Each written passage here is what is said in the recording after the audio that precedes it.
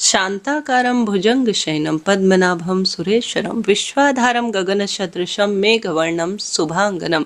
आप सभी का दिन शुभ हो, मंगलमय हो। जय श्री हरि विष्णु। आज है पावन पवित्र कार्तिक शुक्ल पक्ष की एकादशी। आइए जानते हैं एकादशी व्रत कथा। कथा के अनुसार एक बार नारद जी ने ब्रह्मा जी से कहा कि कार्तिक शुक्ल पक्ष में कौन सी एकादशी आती है जिससे भगवान गोविंद को हम जगाते हैं। तब ब्रह्मा जी बोले, मुनि श्रेष्ठ, उसे प्रबोधिनी एकादशी कहते हैं। प्रबोधिनी एकादशी के दिन प्रबोधिनी एकादशी का महात्म्य व्रत में जरूर पढ़ना चाहिए। इससे सभी पापों का नाश होता है और पुण्य की प्राप्ति होती है और उत्तम बुद्धि वाले पुरुषों को मोक्ष मिलता है। इसे देवउठनी एकादशी भी कहते हैं। इस दिन अगर जो उपवास रखते हैं उन्हें 1000 अश्वमेध और 100 यज्ञों का फल तुरंत मिल जाता है। तब ब्रह्मा जी बोले, जो भी मनुष्य भक्ति पूर्वक उपवास करता है, हरि प्रबोधिनी एकादशी उसे ऐश्वर्य, संपत्ति, उत्तम बुद्धि, राज्य और सुध देती है। आपने जो भी बड़े बड़े पाप पिछले जन्म में किए हैं या इस जन्म में भी भूल चूक से हुए हैं तो वह पूर्ण रूप से नष्ट हो जाते हैं। उन सभी को यह एकादशी संपूर्ण फल देती है और समस्त पापों का नाश करती है। जो लोग इस एकादशी का मन से ध्यान करते हैं, जो इस व्रत का अनुष्ठान करते हैं, उनके पितृ नरक के दुखों से छुटकारा पाकर मोक्ष प्राप्त करते हैं। अगर संपूर्ण तीर्थों में नहाकर और पृथ्वी दान करने का जो फल पाते हैं वो सिर्फ इसी एकादशी के दिन श्रीहरि के जागने से मिल जाता है। जैसे मनुष्य के लिए मृत्यु अनिवार्य है, उसी प्रकार धन संपत्ति ऐसा समझकर एकादशी का व्रत रखना चाहिए। कार्तिक की हरि प्रबोधिनी एकादशी पुत्र और पौत्र तो देती ही है, साथ ही ज्ञान भी देती है और योग, तपस्या और मोक्ष की भी प्राप्ति कराती है। इस एकादशी से मनुष्य को आत्म का बोध होता है। जो इस दिन कथा सुनते हैं उन्हें 7 दीपों का दान का सुंदर फल मिलता है। जो कथा वाचक की पूजा करते हैं उन्हें भी उत्तम लोक मिलता है। जो कार्तिक मास में तुलसी से भगवान श्री नारायण का पूजन करते हैं वह 10,000 जन्मों तक पाप के क्षमा रूप में प्राप्त होते हैं। जो कार्तिक में वृंदा का दर्शन करते हैं वह 1000 युग तक वैकुंठ में निवास करते हैं। जो तुलसी के जड़ में जल डालते हैं वह निसंतान रहते। जो वंश का सदा सर्वदा फूलने का यह कार्य होता है। जिस घर में तुलसी होती है वहां सर्प प्रवेश नहीं करते। जो तुलसी के पास श्रद्धा से दीप जलाते हैं उनके हृदय में दिव्य चक्षु का प्रकाश होता है। जो शालिग्राम जी को चरणोदिक में तुलसी मिलाकर पीते हैं वह अकाल मृत्यु के भय से मुक्त रहते हैं। उनकी व्याधियां नष्ट हो जाती हैं, उनका पुनर्जन्म होता है। जो चातुर्मास में मौन धारण करते हैं उन्हें सोने और तिल का दान का फल मिलता है। जो कार्तिक माह में नमक का त्याग करते हैं उन्हें शक्कर का दान का जो है सुंदर रूप में दान पुण्य करना चाहिए। एकादशी से पूर्णिमा तक दीपक जलाने से महापुण्य मिलता है। इस दिन नदी के तट पर दीप जलाने चाहिए। इस एकादशी का यह महत्व सुनने से अनेक गोदान के बराबर फल मिलता है। कथा शास्त्रों में कही है जो कि इस प्रकार से है। एक राजा के राज्य में सभी लोग एकादशी का व्रत रखते थे। एक दिन किसी दूसरे राज्य का एक व्यक्ति राजा के पास आकर बोला, महाराज कृपा करके मुझे नौकरी पर रख लीजिए। तब राजा ने शर्त रखी कि ठीक है रख लेते हैं, लेकिन एकादशी पर तुम्हें अन्न नहीं मिलेगा। एकादशी के दिन जब उस लकड़हारे का सामान दिया गया तो वह गिड़गिड़ाने लगा, मैं तो भूखा ही मर जाऊंगा, मुझे तो अन्न दे दो। राजा ने उसे शर्त की बात याद दिलाई पर वह अन्न छोड़ने को तैयार नहीं हुआ। तब राजा ने उसे आटा, दाल, चावल दिया और वह नित्य की तरह नदी के किनारे पहुंचा और स्नान कर कर भोजन पकाने लगा। जब भोजन बना रहा था तब भगवान को बुलाने लगा, बोला भोजन तैयार है आ जाओ। उसके बुलाने पर पीताम्बर धारण किए हुए भगवान चतुर्भुज रूप में आ गए और प्रेम से उसके साथ भोजन करने लगे। भोजन करके भगवान अंतर ध्यान हो गए और वह अपने काम पर चला गया। अब इसके बाद अगली एकादशी आई 15 दिन बाद और फिर वह कहने लगा कि महाराज मुझे तो पहले से दुगना सामान दीजिए। उस दिन तो मैं भूखा ही रह गया। राजा ने कारण पूछा तो उसने बताया कि भगवान भी मेरे साथ आते हैं और हम सामान जो है एक साथ भोजन करते हैं तो आधा ही रहता है और हम भूख के मारे पीड़ित रहते हैं। यह सुनकर राजा को बड़ा आश्चर्य हुआ। वह बोला, मान ही नहीं सकता, तुम्हारे साथ भगवान खाता खाते हैं। मैं तो इतना व्रत रखता हूँ, पूजा पाठ करता हूँ, भगवान ने मुझे तो कभी भी दर्शन नहीं दिए। राजा की बात सुनकर वह बोला, महाराज यदि विश्वास न हो तो साथ चल कर देख लो। राजा एक पेड़ के पीछे छिप कर बैठ गए। उस व्यक्ति ने हर रोज रोज की तरह भोजन बनाया और भगवान को शाम तक पुकारता रहा, फिर भी भगवान न आए। अंत में उसने कहा, भगवान यदि आप नहीं आएंगे तो मैं इस नदी में कूद जाऊंगा और प्राण दे दूंगा। फिर भी भगवान नहीं आए। तब वह प्राण त्यागने के उद्देश्य से नदी की तरफ बढ़ा। प्राण त्यागने से उसका जो दृढ़ निश्चय का था, वह मन ही मन वह सोचने लगा कि आए भगवान नहीं दिखे तो मैं तो यहाँ कूद ही जाऊंगा। तो भगवान देखते हैं कि इसका तो दृढ़ निश्चय पक्का है। तब भगवान प्रकट होकर उसे रोक लेते हैं और उसके साथ भोजन करने के लिए बैठ जाते हैं।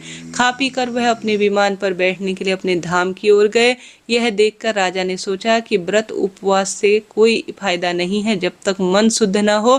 पहले राजा को यह सुंदर ज्ञान मिला और उसने व्रत उपवास रखना रोज शुरू किया, परंतु विश्वास अटूट रखा और भगवान की भक्ति सच्चे भाव सच्चे मन से की। इस तरह से अंत में राजा को भी वैकुंठ में स्थान निश्चित रूप से मिला। बोलिए श्री कृष्ण भगवान की जय। वैकुंठ एकादशी की एक दूसरी कथा अर्थात देवउठनी एकादशी की एक दूसरी कथा भी कही जाती है। इस कथा के अनुसार एक समय भगवान नारायण से लक्ष्मी जी ने कहा, हे नाथ, अब आप दिन रात जागा करते हैं और सोते हैं तो लाखों करोड़ों वर्ष तक सो ही जाते हैं। उस समय समस्त चराचर का नाश भी कर डालते हैं, अतः आप नियम से प्रतिवर्ष निद्रा लिया करें। इससे मुझे भी कुछ विश्राम हो जाएगा और साथ ही सृष्टि भी सही विधि नियम से चलेगी। लक्ष्मी जी की बात सुनकर नारायण जी मुस्कुराए और बोले, देवी ठीक कहा तुमने, मेरे जागने से सब देवों को खासतौर पर तुम्हें बड़ी परेशानी होती है। तुम मेरी सेवा में रोज लगी रहती हो और तुम्हें अवकाश नहीं मिलता, इसलिए तुम अपने कथन अनुसार आज से मैं प्रतिवर्ष 4 मास वर्षा ऋतु में शयन करूंगा। उस समय तुमको और देवगणों को अवकाश रहेगा। मेरी यह निद्रा अल्प निद्रा और प्रलय कालीन महानिद्रा कहलाएगी। यह मेरी अल्प निद्रा मेरे भक्तों को परम मंगलकारी, उत्सवप्रद तथा पुण्यदायक होगी। इस काल में मेरे जो भी भक्त मेरे शयन की भावना कर मेरी सेवा करेंगे और शरण शयन और उत्पादन के उत्सव आनंद पूर्वक आयोजित करेंगे, उनके घर में तुम्हारे साथ में निवास करूंगा। इस तरह से यह दूसरी कथा है। देवउठनी एकादशी की तीसरी कथा भी शास्त्रों में वर्णित है। इस कथा के अनुसार एक नगर में एक राजा थे। उनके राज्य में सभी लोग बहुत सुखी थे। उस नगर में एकादशी को कोई भी अन्न नहीं बेचता और न ही अन्न पकाता था। सब लोग फलाहार करते थे। एक बार भगवान ने राजा की परीक्षा लेनी चाहिए। भगवान ने एक सुंदर रूप में नारी का सुंदर श्रृंगार किया हुआ स्वरूप धारण किया और सड़क पर बैठ गए। तभी राजा उधर से निकले और सुंदर नारी को देखकर आश्चर्यचकित रह गए और उन्होंने पूछा, हे सुंदरी, तुम कौन हो और इस तरह यहाँ क्यों बैठी हो?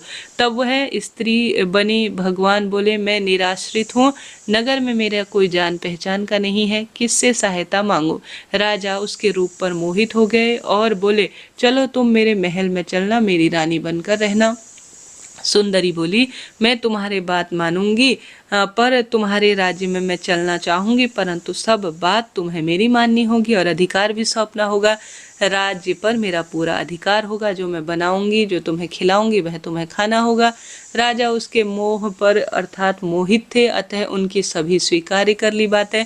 अगले दिन एकादशी थी। रानी ने हुक्म दिया कि बाजार में अन्य दिनों की तरह अन्न बेचा जाएगा। उनके घर में मीट मांस मछली पकाई जाएगी और परोसकर राजा को भी खाने को कहा। यह देखकर राजा बोला, आज एकादशी है, मैं तो केवल फलाहार करूंगा। तब रानी ने शर्त याद दिलाई और बोली, या तो खाना खा लो, नहीं तो बड़े राजकुमार का सिर काट दूंगी। राजा ने अपनी स्थिति बड़ी रानी को कही तो बड़ी रानी बोली, महाराज, धर्म ना छोड़े, भले राजकुमार का सर जो है धड़ से अलग कर कर दान दे दे। पुत्र तो फिर भी मिल जाएगा, परंतु धर्म कहाँ से लाएंगे? इस दौरान बड़ा राजकुमार खेल कर आया और देखता है कि मेरी माता की आंखों में आंसू थे। वह रोने का कारण पूछता है। तब माँ ने सारी बात बताई। तब वह बोला, मैं अपना सर देने के लिए तैयार हूँ, पिताजी के धर्म की रक्षा होगी और जरूर होगी। राजा दुखी मन से राजकुमार का सर देने को तैयार हो गया। रानी के रूप में भगवान विष्णु जी प्रकट हो गए और असली बात बताई और कहा कि मैं तुम्हारी परीक्षा ले रहा था, तुम इस कठिन और बहुत भयानक परीक्षा में पास हुए। भगवान ने प्रसन्न होकर राजा से वर मांगने को कहा तो राजा बोले, आपका दिया मुझे सब कुछ प्राप्त है, हमारा उद्धार हो यही हमारी इच्छा है।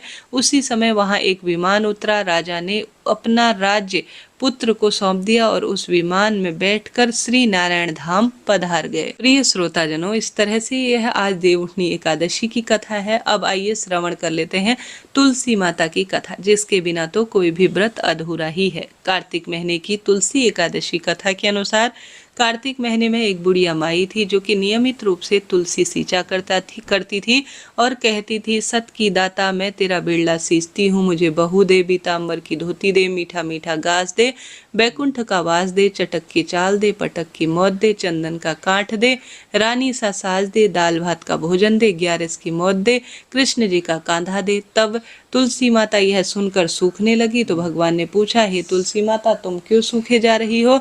तुलसी माता ने कहा कि एक बुढ़िया रोज आती है और यही बात कहती है, मैं लेकिन कृष्ण जी का कांधा कहाँ से लाऊंगी? तब तो भगवान बोले, वह मरेगी तो मैं वचन रखने के लिए स्वयं ही कांधा देने आऊंगा, तो बुढ़िया माई से कह देना।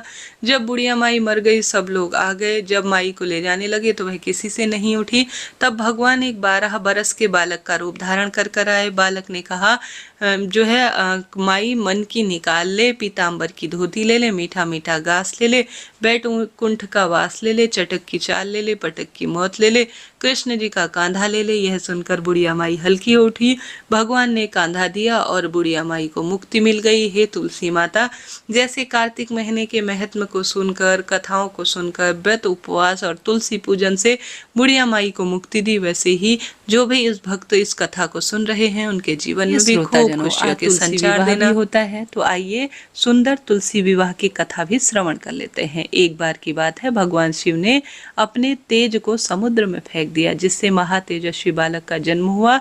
इस बालक का नाम जलंधर रखा गया। जलंधर आगे चलकर एक परम दैत्य रूप में प्रकट हुआ। जलंधर बहुत ही राक्षस प्रवृत्ति का था। जलंधर का विवाह दैत्यराज कालनेमी की कन्या से हुआ। एक बार जलंधर ने माता लक्ष्मी का प्राप्त करने की इच्छा से उनसे युद्ध किया, लेकिन समुद्र से वह भी उत्पन्न होने के कारण माता लक्ष्मी ने जलंधर को अपने भाई रूप में स्वीकार किया। जलंधर जब परास्त हो गया तो वह वहां देवी पार्वती को पाने की लालसा से कैलाश पर्वत पर पहुंचा, लेकिन बाद में जलंधर भगवान शिव का रूप धारण कर मां पार्वती के पास जाने का प्रयत्न करता है, लेकिन माता पार्वती अपने योग बल से तुरंत उन्हें पहचान लेती हैं और तुरंत वहां से अंतर्ध्यान हो जाती हैं। वहां जलंधर भगवान शिव के साथ ही युद्ध करने लगा। देवी पार्वती ने सारा वृतांत भगवान विष्णु को सुनाया। जलंधर की पत्नी वृंदा अत्यंत प्रतिव्रता थी। उसी के पतिव्रत धर्म की शक्ति से जलंधर न तो मारा जाता था और न ही पराजित होता था। इसलिए जलंधर का नाश करने के लिए वृंदा के पति धर्म को नष्ट करना बहुत आवश्यक था। इसके बाद भगवान विष्णु एक ऋषि रूप में धारण करके वन में पहुंच गए, जहां वृंदा भ्रमण कर रही थी। भगवान विष्णु के साथ 2 राक्षस भी थे, जिन्हें देखकर वृंदा भयभीत हो गई। फिर भगवान विष्णु, जो कि ऋषि रूप में थे, उन्होंने वृंदा के सामने पल में दोनों राक्षसों को भस्म कर दिया। इसके बाद ऋषि से वृंदा ने कैलाश पर्वत पर महादेव के साथ युद्ध कर रहे अपने पति जलंधर के बारे में पूछा। ऋषि ने अपने माया जाल से 2 वानर प्रकट किए। एक वानर के हाथ में जलंधर का सर तो दूसरे में धड़ था। अपने पति की यह दशा देखकर वृंदा मूर्छित हो गिरी। तब वृंदा को होश आया तो उसने अपने पति को जीवित करने की इच्छा प्रकट की।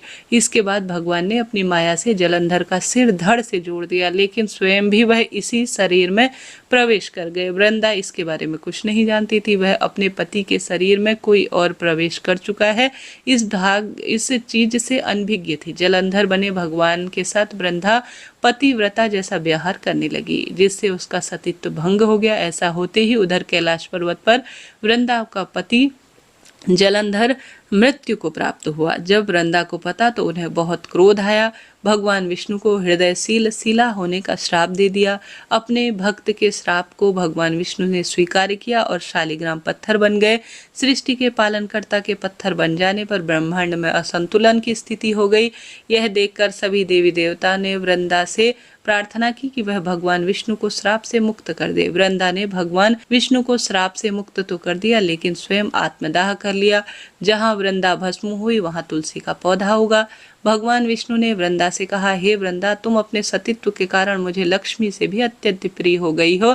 अब तुम सदा सर्वदा मेरे साथ रहोगी। तब से हर साल कार्तिक माह के देवउठनी एकादशी के दिन तुलसी विवाह रूप में मनाया जाता है। भगवान विष्णु के वरदान दिया कि जो भी मनुष्य मेरे शालिग्राम रूप के साथ तुलसी माता का विवाह करेगा उसे इस लोक और परलोक में बहुत यश मिलेगा और सब कामना सिद्ध होगी। इसके अलावा तुलसी को वरदान प्राप्त हुआ कि जिस घर में तुलसी रहेगी वहां यम के दूत असमय नहीं जा सकते।